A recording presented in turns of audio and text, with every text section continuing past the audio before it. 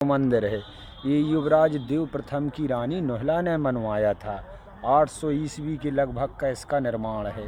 चंदेल राजाओं द्वारा बनवाया हुआ है भोलेनाथ का मंदिर, लेकिन मातृका मूर्तियों की अधिकता है। इसमें माता की मूर्ति ज़्यादा है।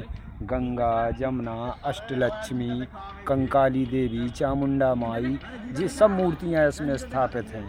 और इसमें गजब्याल का उल्लेख है। चंदेल राजाओं के झंडे का निशान था गजब्याल, तो इस मंदिर पे गजब्याल की सुंदर प्रतिमाएं स्थापित हैं। गज हाथी है, ब्याल प्रजाति विलुप्त हो गई।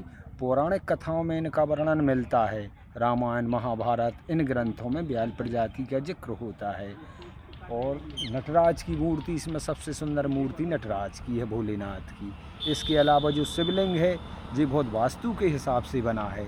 जब सूर्य की अंतिम किरण पड़ती है डूबने वाली, तो वे भोलेनाथ पे पड़ती है।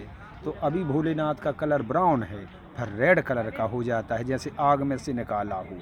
शाम के टाइम जब दिन डूबता है तब ये दृश्य देखने को मिलता है अंदर, क्योंकि जब सूर्य अस्त होगा तो उसकी अंतिम किरण भोलेनाथ पे जाएगी।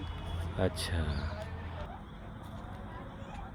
डेली निकलते हैं, 20 साल हो गए। अच्छा, तब हमें आश्चर्य होता है कि यार वाकई में यार, जब तक भोलेनाथ नहीं बुलाएंगे तब तक नहीं आ सकता कोई। अच्छा।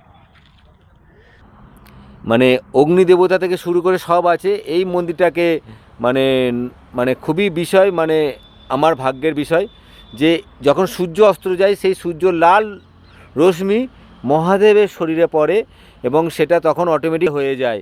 তো এটাই আমার ভাগ্যের বিষয় যে এই মন্দির, মহাদেবের মন্দির কেউ দর্শন করতে পারে না।